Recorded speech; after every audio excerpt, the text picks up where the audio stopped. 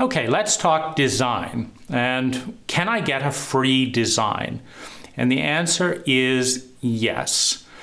And I'll talk about the phenomena. So you're probably aware of what's called loss leaders. These are advertisements that Safeway or other people put out, and they'll say, you know, organic strawberries, 99 cents, and everywhere else they're $3.49, right? And so, like, you got to go to Safeway to get organic strawberries for 99 cents. And the reason Safeway does this is not because they're in the charity business, but because while you're in Safeway buying the 99-cent strawberries, you are going to get some milk, get some eggs, etc., at the normal price.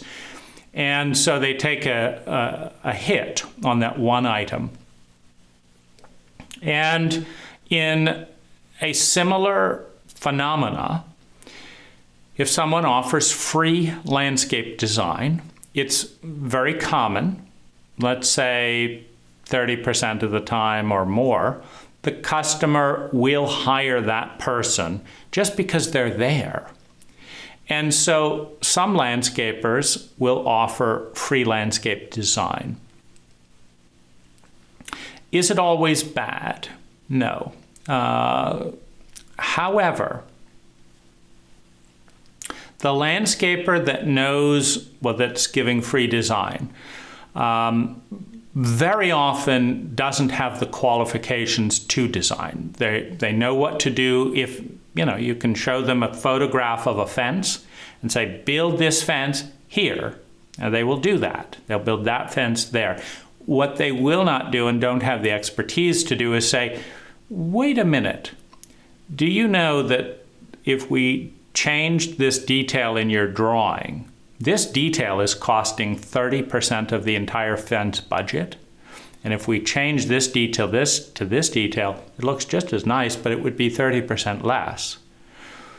That's something that most contractors who get finagled or who offer to do a little bit of design don't have that analytical communication talent to do so. So you may then pay 30% more to do something you when you would have liked the other one just as well that was 30% cheaper, but you saved on the design. So let's say it's, you know, a nice big property, a nice interesting fence. You spent let's say $17,500 for the fence, and you got it free design. You know, none of that bother. You didn't pay a penny for the design, but it could have been done for $12,000, and you spent $150 to go through those, have that conversation before selecting an installer.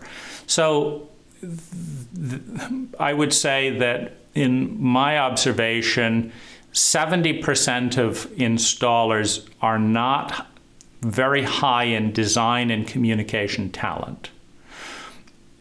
You can suffer, you know, thousands or tens of thousands. So let me give you an example.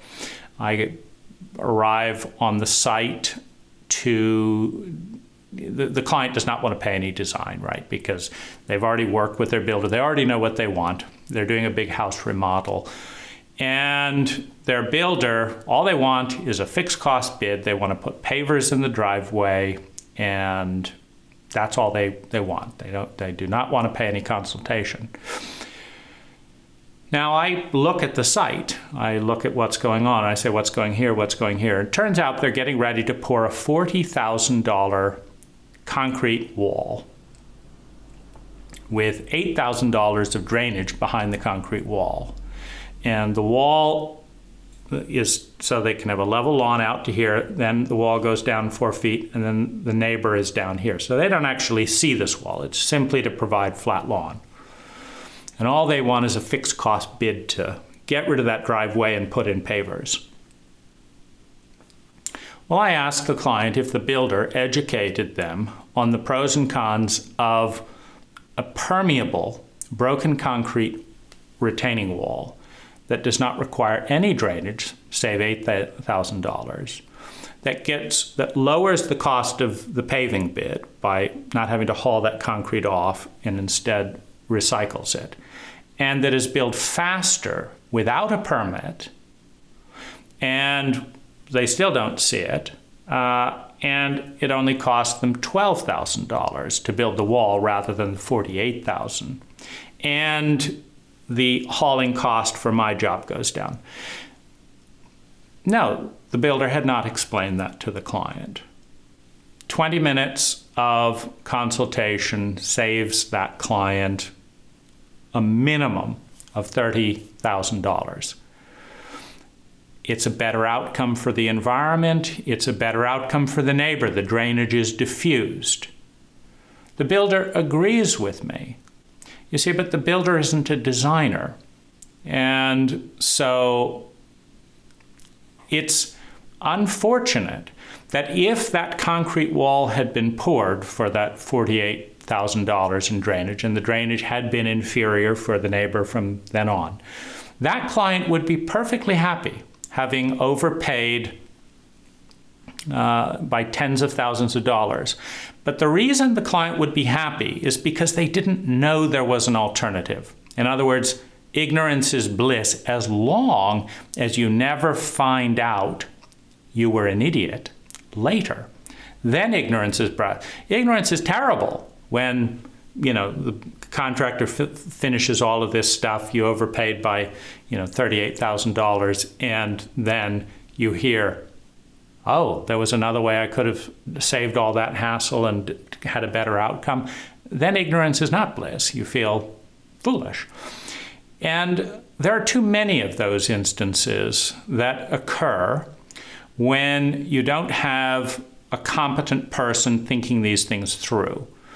So the bottom line is that most of us don't know what we don't know in the areas we're not highly competent.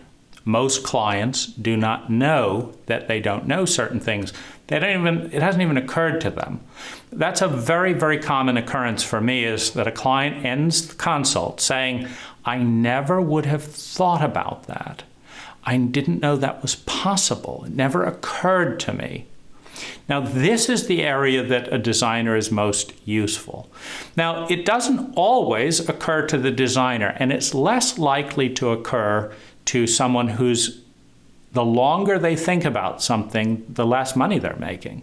Because when you'd ask someone, often without the best credentials, because a top designer will never do free design. That's their business. And a top designer is and should be in demand. Because intelligent clients understand that to save a few $100s in discussion, to blow $10,000, $20,000, to miss a great opportunity is not saving them any money. It's being pound foolish and penny wise. But the crux of design is you don't know that you didn't know it until you hired it. Meaning all the people who never hire a designer, for the most part, never find out that they could have done something better for less, or that there was an idea they didn't know about, because they didn't hire the person who would reveal that. So the only people who realize what a good idea it was to hire a designer are the people that hire a good designer. And because the most expensive thing that a client can do, the most expensive thing that you can do, is to pay money to put something in, realize it's a bad idea, and some years later pay money to take it out again, then figure out what should have been done the first time and pay more money to put it in. That is the most expensive way that you can landscape, and people do it all the time. The majority of my work is paying to start off by removing things that often shouldn't have gone in the first place. And in many cases, the the quote saving grace, the thing that the client's focusing on is they didn't have to pay for design. So can you get a free design? Yes, but it's not free. In most cases, it will cost you in opportunity, it will cost you substantially more in money, it will cost you ecologically. I haul so much stuff to landfills that shouldn't have been built in the first place. That's taxing our environment to, let's redo this whole landscape because now we're doing it properly. So you can get a free design, but it's not free. And if it's my suggestion that you find the best designer you can. If you can find someone better than me, do it.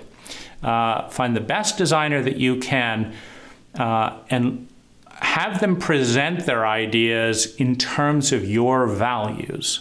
It's no good having some pipe dreamer out there that has lots of ideas that are too expensive for you and this and that and the other. Find someone, present their ideas in terms of your values. That's why I have the landscape questionnaire. And benefit from the superior aesthetics, the superior functionality, the lower maintenance, the higher resale value, and the avoided mistakes.